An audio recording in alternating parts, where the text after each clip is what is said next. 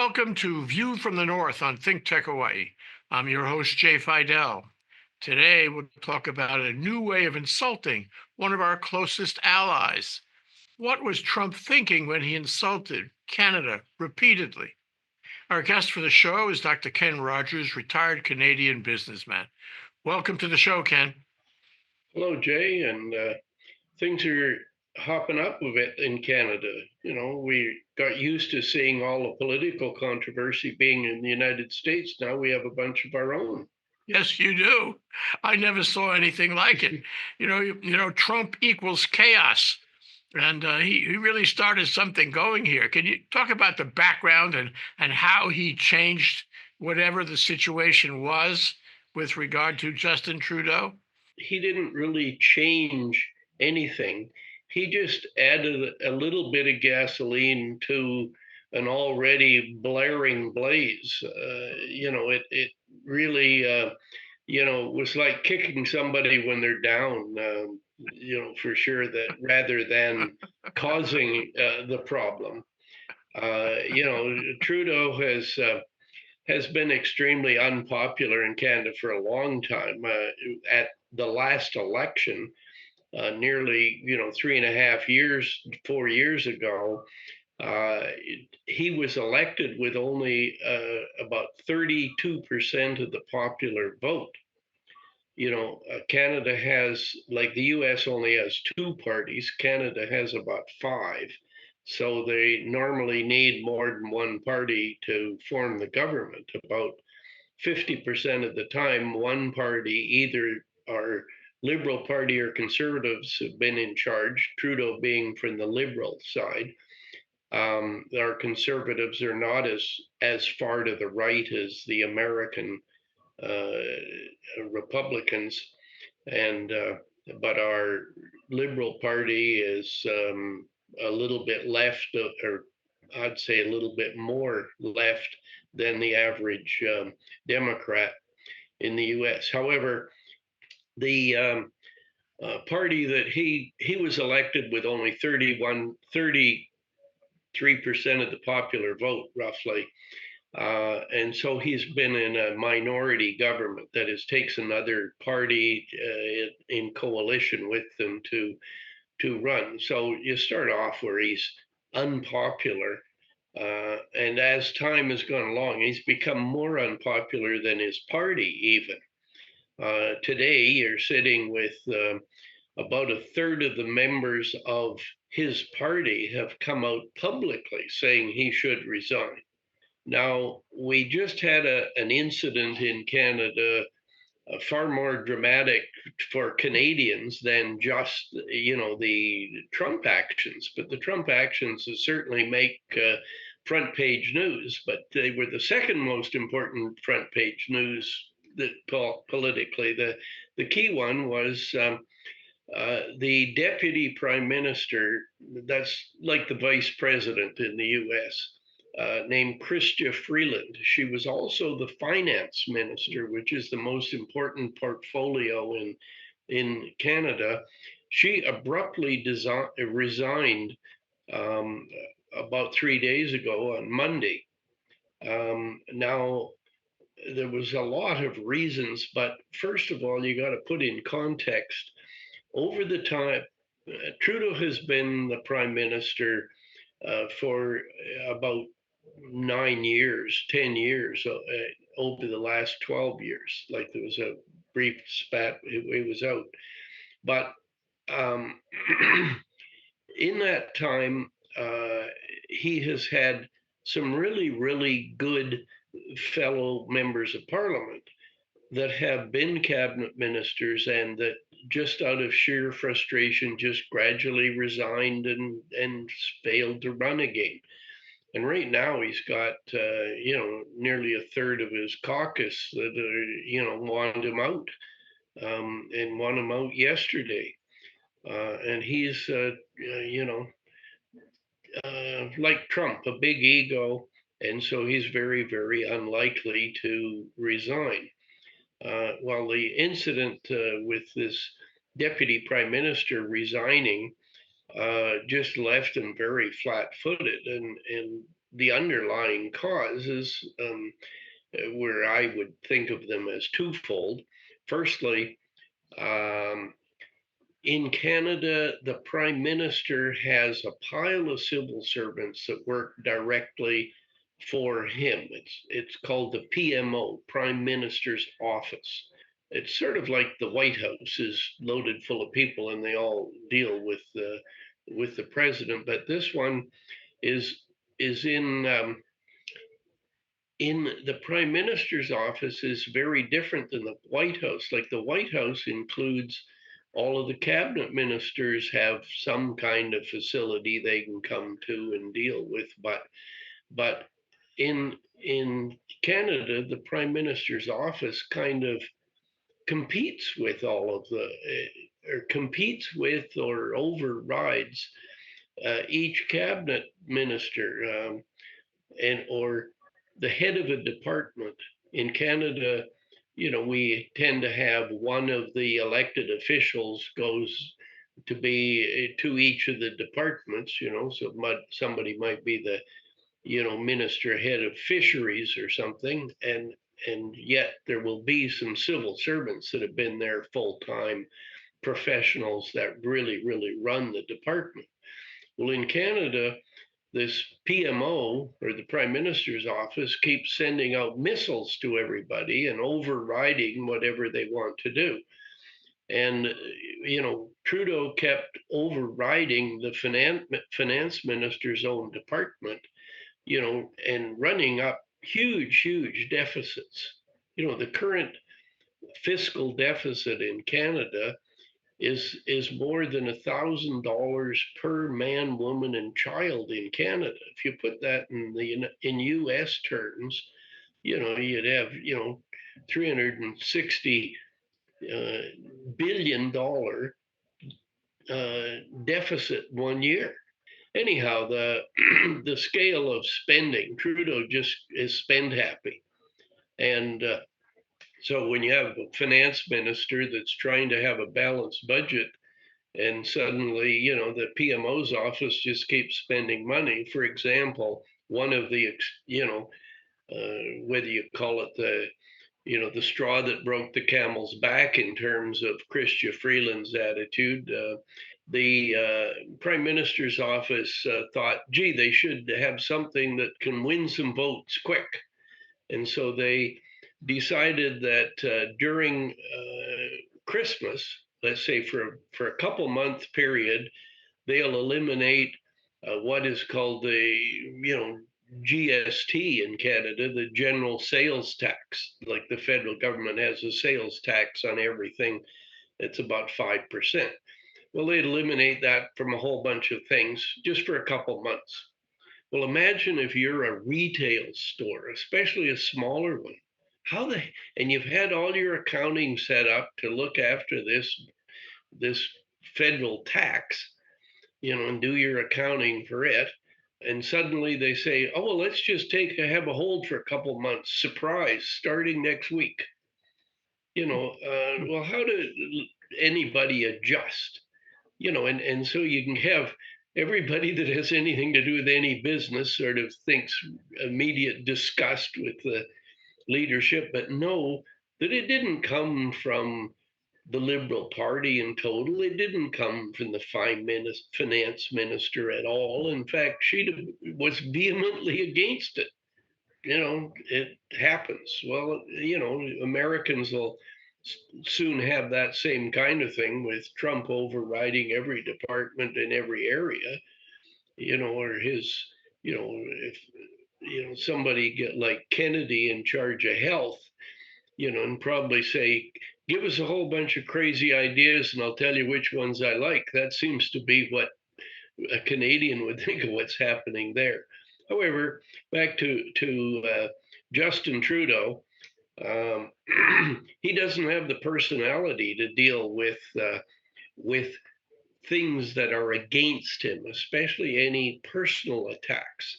And it's important to say, he didn't grow up like Joe Biden.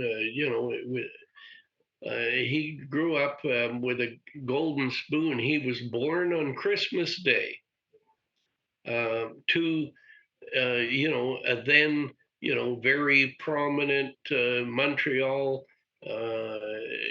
college professor and intellectual. However, his father at the time was the Prime Minister of Canada when he was born, and that he continued to be Prime Minister until Justin was 13 years old. Now, during that time, when the Prime Minister of Canada went to the United Kingdom for some business meeting or whatever, young Justin, gets to go along in the federal government's jets, and when he's there, he gets to have an audience with the Queen of England. Talk about spoiled or golden spoon, or how you could develop an ego that you'd say Trump didn't come by his ego in a vacuum. There was a family structure that enabled that to happen, and that same kind of family structure. So you can imagine if he's toddling along behind his father, who's like, when he's 10, the father's 63.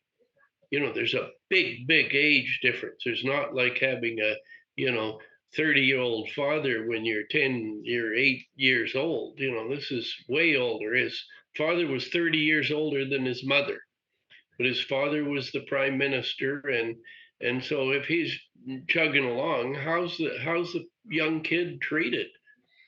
Well, then, um, I don't know what Americans have heard. Like, what do Americans hear of Trudeau personally?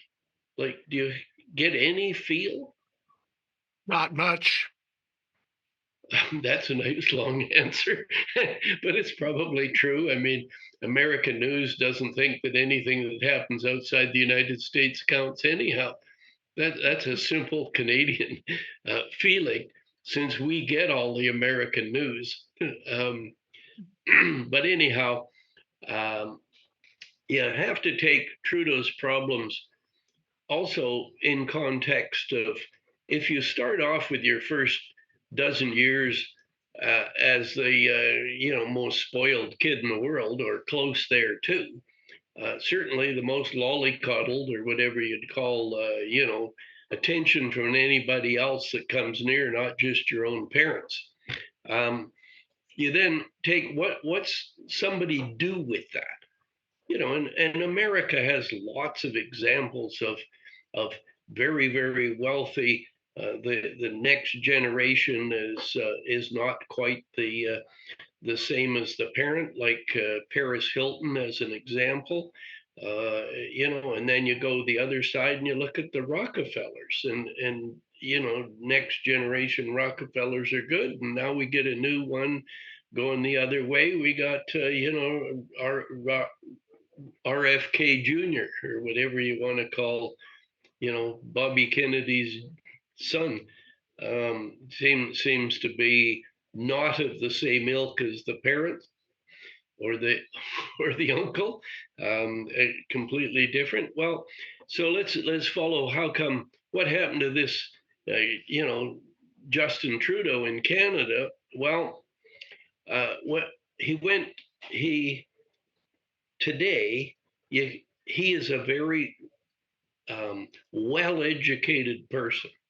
If you were to give him an academic IQ test, he would probably rank reasonably well. He certainly wouldn't, get any close to the genius thought or anything like that, but certainly he would be probably a bit well above average. Well, though, how do you apply that? Well, his first college degree was from a really fine university in Montreal, Quebec, called McGill University. It's one of Canada's better universities. But he was 23 years old by the time he got a bachelor's degree. Now, because of if in Canada your birthday is in the fall, like before December 31st, you start school the September when you're still 5. So he'd be 5 years old in grade 1 for the first 4 months of the year. So when he gets to first year university, he starts university at age 17 if he went through, the primary school system at normal speed. So anyhow, so for him to get a Bachelor of Arts degree when he's 23, and that only takes three years back then. It took 3 year degree. Uh, well, somehow at age 23, he's a good solid 5 years before he gets a bachelor's degree. I have no explanation how, other than it just looks like he did something different. When you see all of the world leaders, any female would say, "Gee, that's a handsome guy, and look at how tall he is." He's tall, a couple inches taller than Trump, and certainly better looking in most women's opinion. And so, well, what did he do? Maybe he had a lot of fun in early college. Well, then he decided, if you look at his history, what did he do? Well, he didn't do much in between. So then he went back to school. Well, this time he went into Vancouver. And part of the Vancouver thing is his father was a really good skier. And so Justin Trudeau became a pretty good athlete.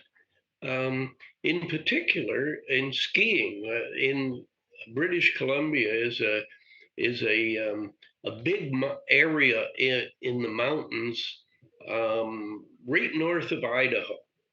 About 100 miles north of Idaho is called the Bugaboos.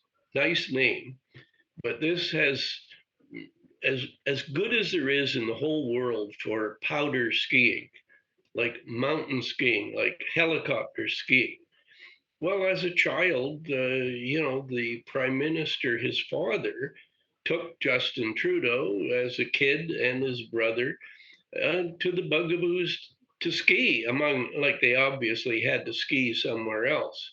Well, you have to be a very good skier to ski in the depth of powder that is in the Bugaboos. Similarly, athletically, I say he may look like a fairly soft kind of guy, but he is not. For example, when he first was elected to Parliament, he was about 40 years old, and some other member of Parliament argued with him, and so they decided that they would settle their dispute in a boxing ring, like Muhammad Ali style, with gloves, and really go at it. They did this, and Justin Trudeau went at it, and he did win this boxing match. So you take those and say, here you've got a guy with a phenomenal start in life, got a bachelor's degree in education. Then he goes to British Columbia because the skiing's so good, but he enrolls in education to become like a school teacher. And so he gets a Bachelor of Education degree. Well, that was by 1998, he got that degree, and he was then 27 years old. So you have somebody 27 years old, and they've now gone, for 9 to 10 years worth of in college, not in college, having a good time skiing or whatever, and so on. Well, then he still doesn't show up very much in places where, what did you do? Well, he taught kids at junior high school level, like grades 7, 8, and 9, and he taught all kinds of courses. Well, almost anybody with a first year college degree could teach, grade 7 anything. Well, he did teach a wide diversity of things. He taught mathematics, and he taught English, and he taught French. He's very, very bilingual. I mean, his French is as good as anybody in Quebec, and his English is as good as anybody in Canada. That he's very fluent, very articulate, and he can argue with anybody pretty well. So he decides that maybe he needs more education. Well, he dibbly dabbled in teaching the junior high school stuff. And the one that he was most famous for was he was a drama teacher. He taught junior high school drama, like you're going to be an actor. So that's how come, you say, well, it takes talent to be prime minister. You got to do your acting job now and then. You got to look angry. You got to look happy. You got to look whatever. He's good at that too. So you've got a guy with a pretty phenomenal, diversified talent in theory. It's just he has such terrible judgment in my mind. Like it's not academic smarts, it's not ability, it's not opportunity, it's just dumb moves or bad judgment. And it tends to be in dealing with other people that have his or higher level of intelligence and ability. Those seem to be where he keeps having the problems. Now, he and Trump seem to get along okay, one on one. Then Trump, once they're apart, Trump knows that he can make any kind of nasty remark he wants, and it will get to Trudeau's ego. And Trudeau has been brought up with some level of decency and decorum and knows he won't spit back. He won't, say too many ugly words about anybody. It's just not in his nature. But anyhow, his current mess, is multifold, and that there is in the opinion polls today, the Conservative Party, which has not nearly as far to the right as the American Republicans are this week, but nevertheless, it's fairly far right of what the current government is, and they're going to win the next election, and it's purely a matter of whether it may get called next week. Like in Canada, the parliament votes against the government, and in a minority government, that's pretty easy to achieve. The minute they vote against the government, there has to be an election. And elections in Canada only take about 60 days to happen. Well, currently, the party that's in third place and the couple of parties that are even, behind that, they're all worried that if they cause an election, they might get wiped out. There's no question the Conservative Party has a roughly 50% of the public support according to polls. If you had an election tomorrow, they may win an absolute majority rather than even require a minority government.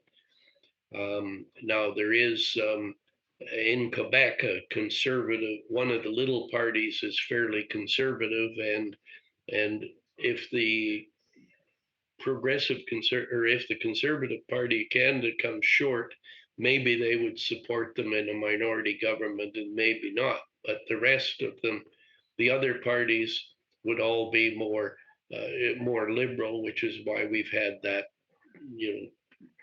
existing government, and because Trudeau was the head of the biggest of the parties, he was prime minister. But that's over now. He will not make it. You've got his own party members are publicly coming out against him.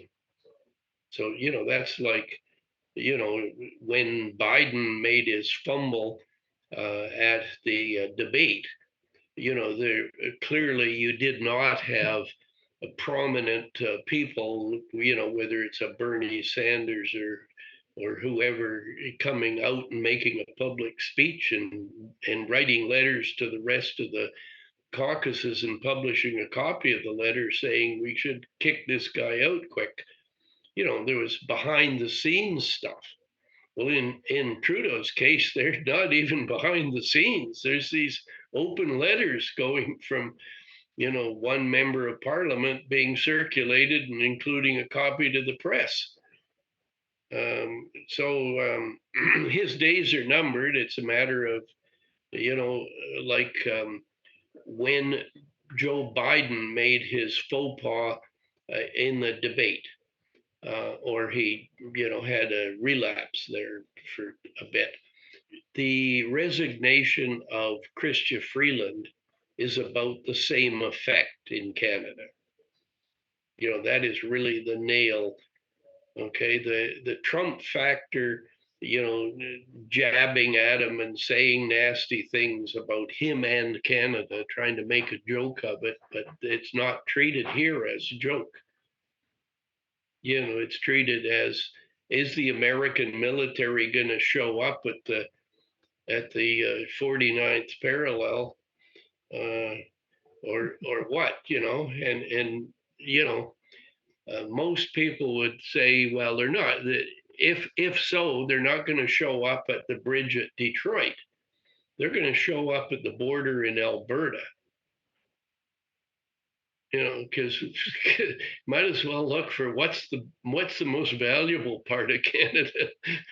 And certainly Trump is very obsessed with energy, and the United States runs a pretty hefty deficit with Canada, but more than 100% of that deficit is explained by the export of oil primarily from the Alberta oil sands to the United States Midwest and Gulf Coast, and that but that does not equal as large a deficit as the United States has with China.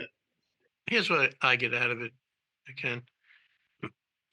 I think Trudeau made a mistake by going to Mar-a-Lago. He made a mistake by trying to suck up to Trump, trying to make a deal on Trump's threat of tariff. And I guess two factors were working, namely that Trump tends to insult people, including leaders of state. And as you said, Trudeau is not the kind of guy that would respond. And Chrystia Freeland's complaint was that Trudeau should have responded. He should not have taken the insult the way he did. And a lot of Canadians don't like that at all, being insulted on a national basis that way. But Trump has repeated the insult. He has continued the insult. With him, he doubles down. He repeats himself, and after a while, everybody, begins to believe it. Even people in Canada. I think it probably hurt Trudeau a lot to be insulted that way, because it's an insult to the country, and he didn't really respond and defend the country. He hasn't. So now, with all that history you described, and this latest engagement with Trump, he's in real trouble. He's about to be thrown out of office, or fail for the lack of confidence. His government fail for the lack of confidence, and there'll be a new election. And among the various candidates for prime minister, there will be Chrystia Freeland and others. In fact, nobody knows exactly what's going to happen, who the leading candidates are. At the same time, his effort to ingratiate himself by knocking off the sales tax resulted in complete chaos and confusion, as you suggested, in the retail sector. There were articles in the paper that I saw saying, well, what do the retailers do now? They charge no tax. They have to change all their accounting. They have to change their bills, their cash registers. And remember that was only for 2 months. Well, that makes it great. If he did it for a long time, then you could work up to that. But it's not helping. So okay, I mean, he's really not a successful prime minister others will be better candidates, and maybe, who knows, might be Chrystia Freeland, but might be somebody else. And so there's a kind of scramble going on. And I think Canada is in trouble now, not only by reason of these political maneuvers and failures in Justin Trudeau and all the machinations in the parliament and all that. It's because Trump has laid this challenge down, laid this insult down, laid this threat down. Nobody knows whether he's going to do that or part of that. But one thing is clear, Ken, the relationship between the two countries, thanks to Trump, really, is jeopardized. It's not clear what's going to happen. We have, a situation where the two countries have lost their special bond, their special friendship. One of the politicians have said this is a very close relationship. We have fought and died together in many wars. It's all true. And now there's a rub, there's a contention, there's it's trouble. And I don't know why Trump did that. What could have he achieved aside from insulting people? I guess he likes to do that. He's not even the president yet, and he's out there damaging relationships with one of our oldest and most important allies. How could he do that? But the real question I would pose to you is, what effect is this all going to have on Canada, on your life and the quality of life of so many other Canadians? What effect is it going to have on trade? Really, nobody knows. To what degree is Trump's threat of a ridiculously high 25% tariff on absolutely everything going into the United States? I can't believe that he has any advisor in the United States whose interest is solely for the United States, even if they're biased about, well, let's do something short term that might be good for medium or long term, that anybody would have a flat 25% tariff on the country from which you get more imports than your next four biggest suppliers. Like, the United States buys more from Canada than it does from China, the United Kingdom, France, and I forgot whoever but let's call it Germany or somebody, or Japan, not Germany. And so if you just say, gee, you get more, the US buys more from Canada than all those other really important countries, and the answer is yes. And so you suddenly disrupt that. So you might say, what could be good for the US? Well, there are lots of things. You'd say, well, somebody who has a factory in Canada and sells, 3/4 of what they produce to the United States, maybe they'll be encouraged to move their factory to the US and say, I've had enough of this on again, off again crap from the United States. They never play fair.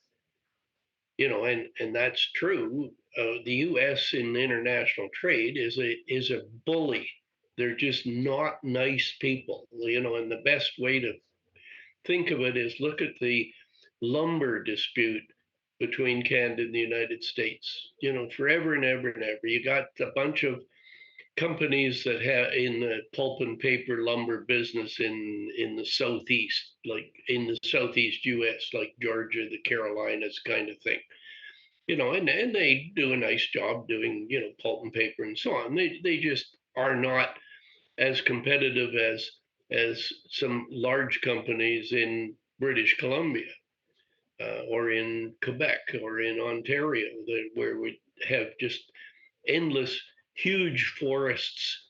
And but they'll use some excuse saying, well, gee, it's unfair because all the forests in Canada, they were government owned, and so you somehow must be getting a subsidy, or, and that goes to the trade dispute mechanism. The US has lost probably the exact same argument about 10 times now.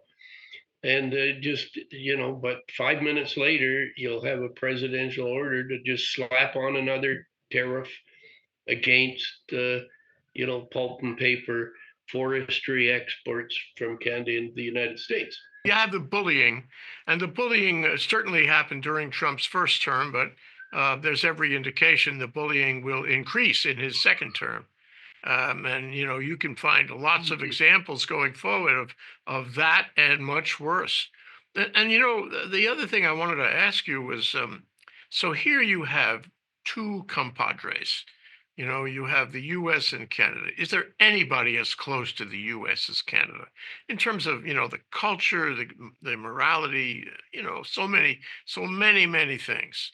Um, but when you see, suppose you're sitting in Europe, when you see that the leader of the US is beating up on the leader of Canada and on Canada in general, insulting them this way repeatedly insulting them, you say, gee, I wonder if I'm next.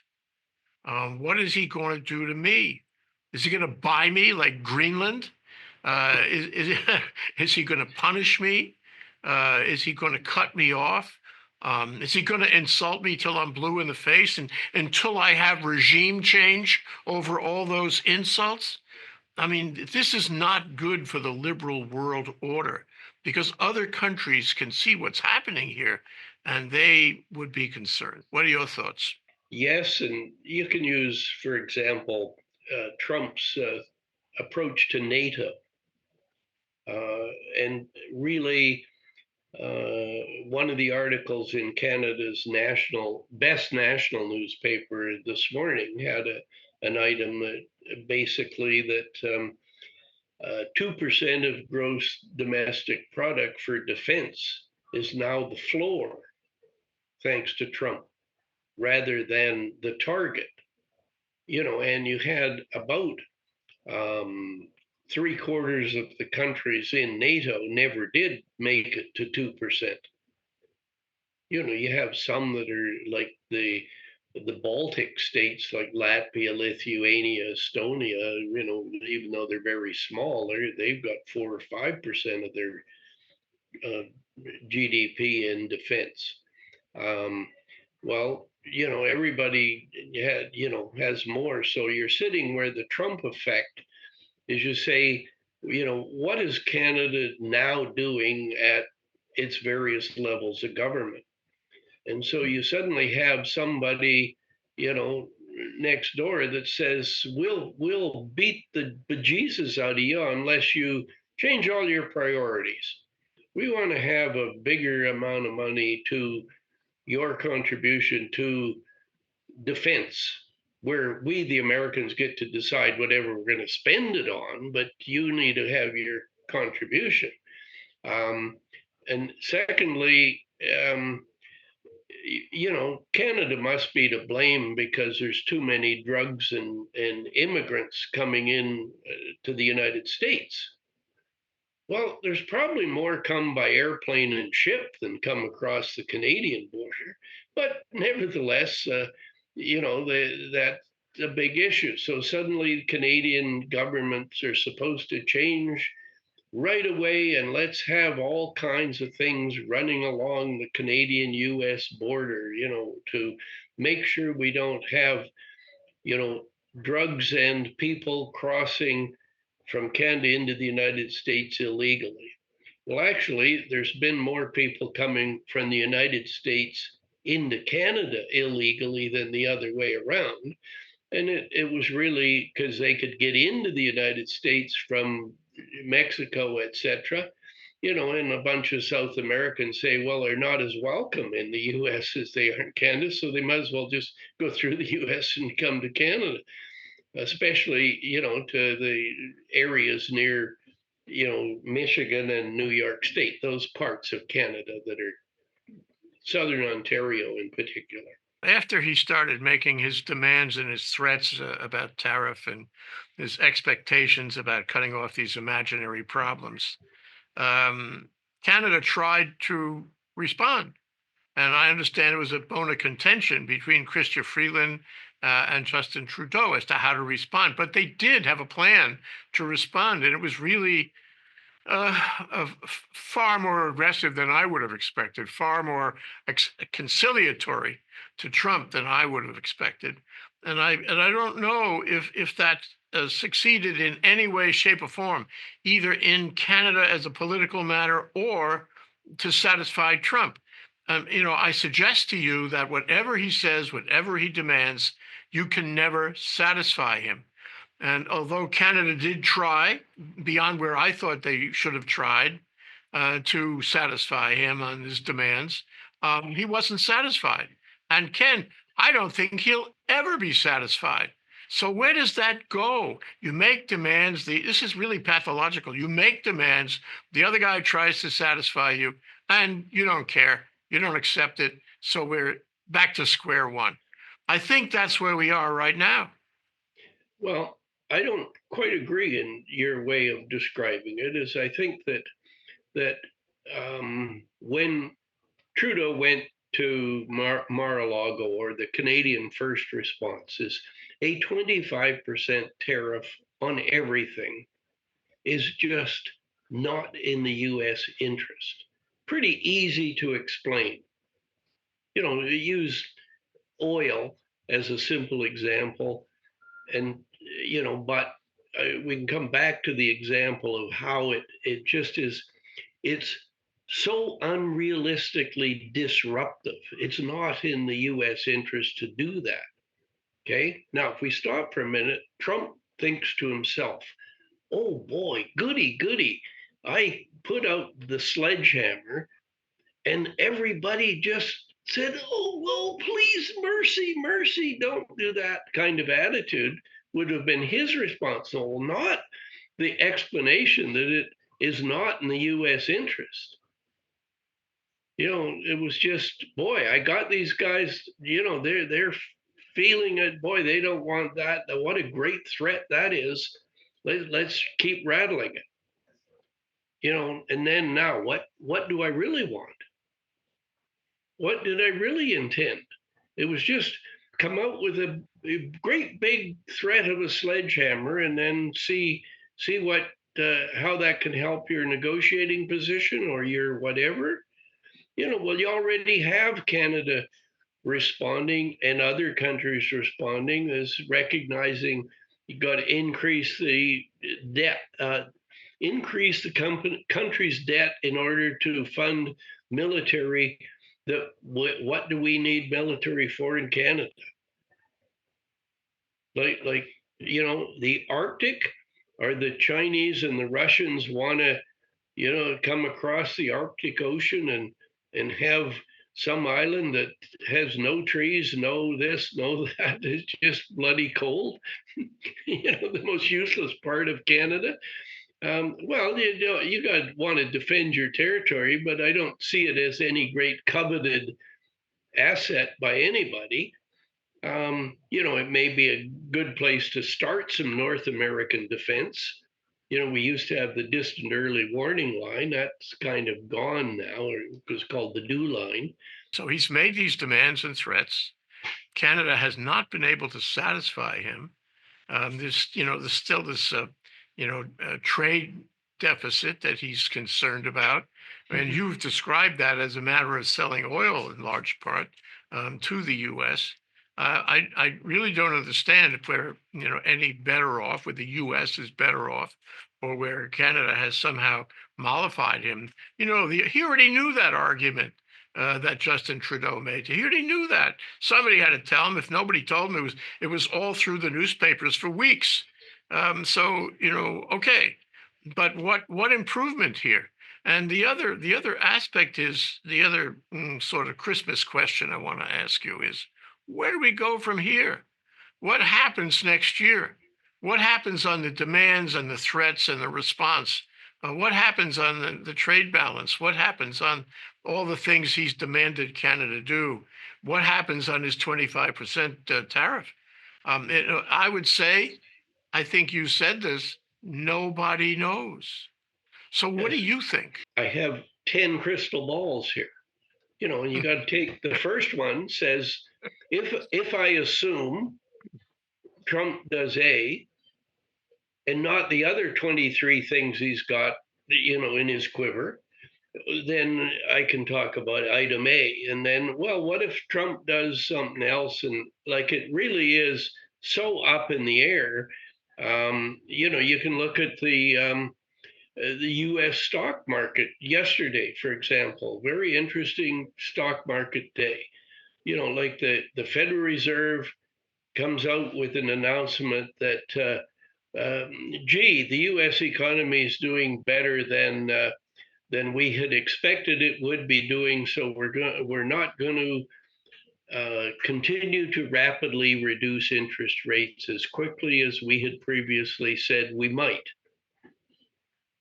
And just that subtle change from the Federal Reserve, it results in a mega swack to the New York Stock Exchange.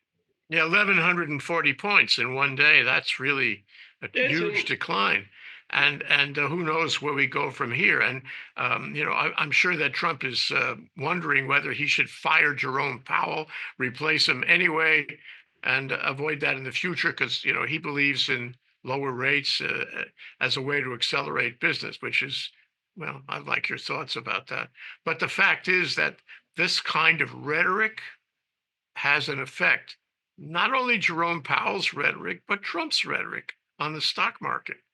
I don't know where we go from here. I don't know what happens on January 20th.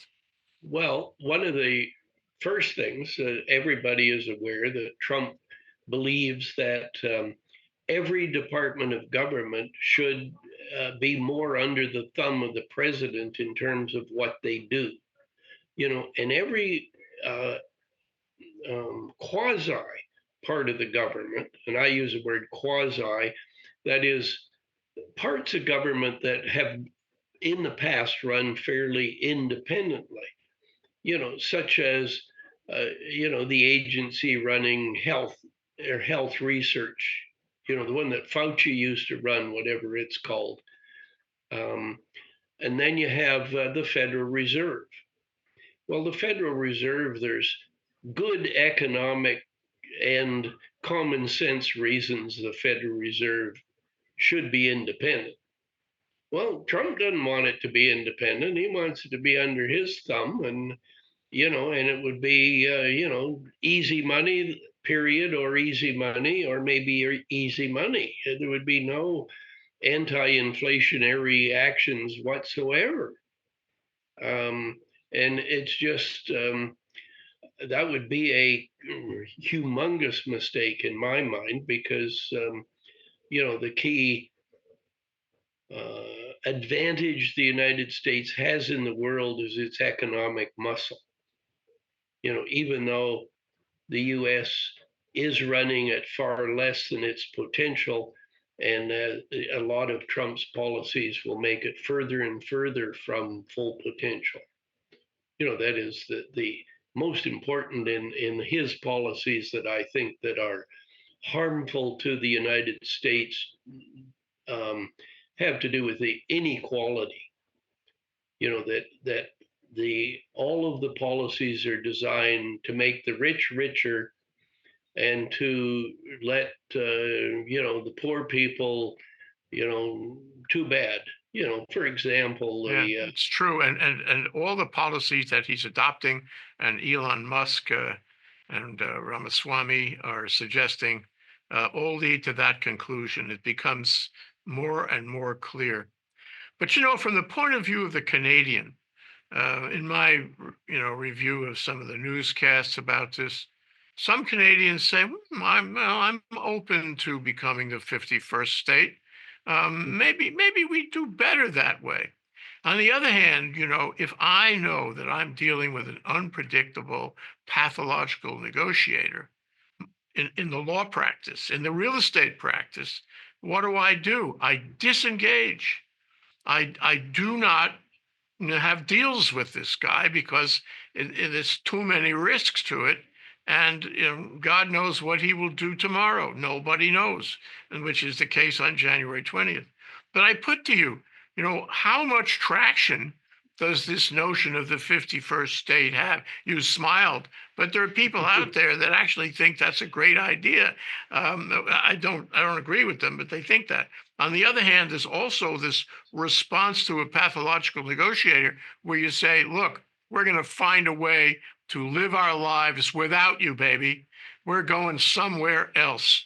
So what are those choices and which one is more appealing? Well, I smiled because I was born and raised in a province in Canada called Alberta, the one with all the oil, or most of the oil, and certainly the highest standard of living per capita of all the provinces in Canada. Now, Alberta has one major political problem every day of the week, and that is everything in Canada is decided um, in Eastern Canada. Like everything of any importance in Canada, Quebec and Ontario collectively outvote everybody else, and they always vote for things that are good for Central Canada. They are not good for the Maritimes, like Halifax, the areas north of Maine. They are not good for anything in the north, and they're not good for anything that's um, as far west as oh, Minnesota. That's way too far west. You know, maybe even as far west as Wisconsin. You know, just like the world ends. You know, when southern Ontario and southern Quebec, that is the Montreal, Ottawa area, you know, if you drew a little circle, included Montreal, Ottawa, and you know, down to about where Detroit is, you know, that bottom tip of it, and say, now everybody from Alberta has a negative response to most federal initiatives because they are pro Central Canada, there and usually anti-West. You know, for example, oh, you don't need examples since we're really trying to get kind of the effect Trudeau, but Trudeau has done nothing to improve that attitude, even though he has spent lots of time. He lived in British Columbia for a while.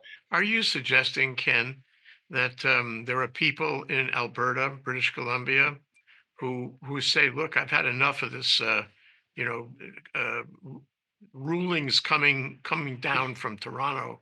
I want out. I want to be the 51st state. I'm okay with joining the U.S. of A." Are you saying there are people who feel that way?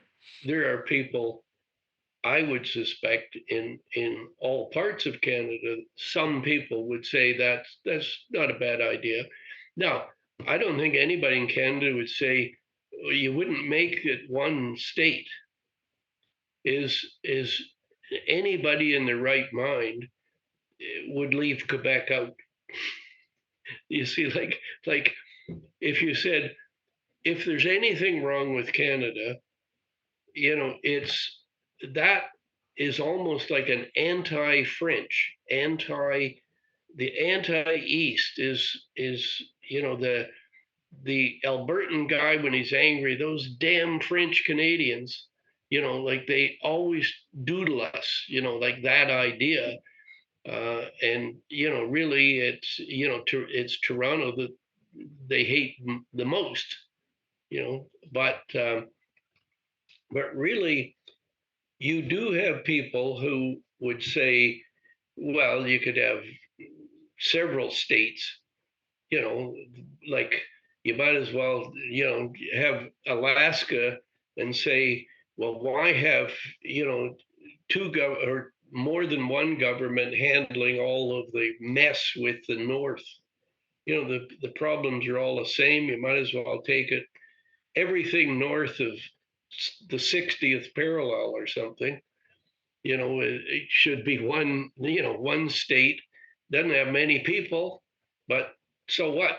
You know, at least you make it one bigger state. It strikes me, Ken, that when he says, why doesn't Canada become the 51st state? That's divisive. There's some people he knows. There are some people who would agree, some people who would disagree. So he's creating a dividing point, just as he has in the U.S. And so he throws this flaming mess into Canada, into the public conversation in Canada, and creates a division. The other point I wanted to ask you about is from an economic point of view, and that's your expertise. If I say, look, we don't like the way you're treating us. You're all wrong about this, tariffs and demands and all this. We're not going to trade with you as much. We're going to find somebody else in the world who take our goods. We're shoving off from you, and you can roast in it. What happens economically? Is that feasible? Is it politically feasible? Is it economically feasible to just say we're not going to deal with a pathological negotiation? The United States has, of any major industrial country in the world, the United States has by far the least percentage of their GDP involved in international trade. That is imports, or let's call it exports from the United States, are only about 11% of their GDP. The imports are 14 or 15%. That is, the US has a huge deficit, but there's a variety of reasons for that.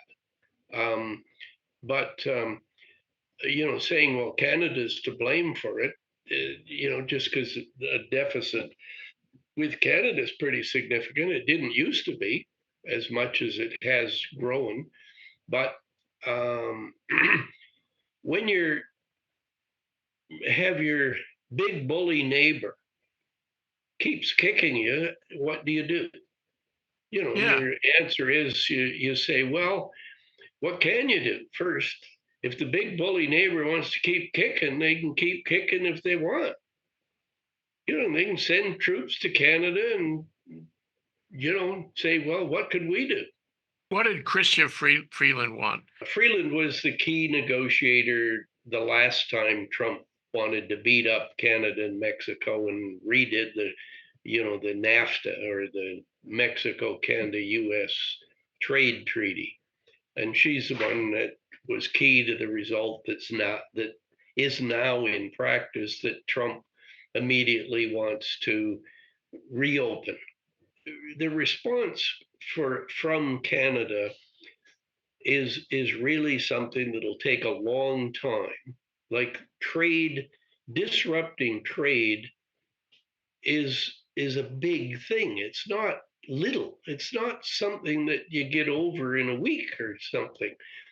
For example, what caused all the inflation that we've just been going through, and that the Federal Reserve is finally saying we've got this thing wrestled down enough that we don't have to keep accelerating declining interest rates, is that the disruptions cause great pain everywhere. That's the point I get, is that it's very hard to change the trade relationship with your best buddy.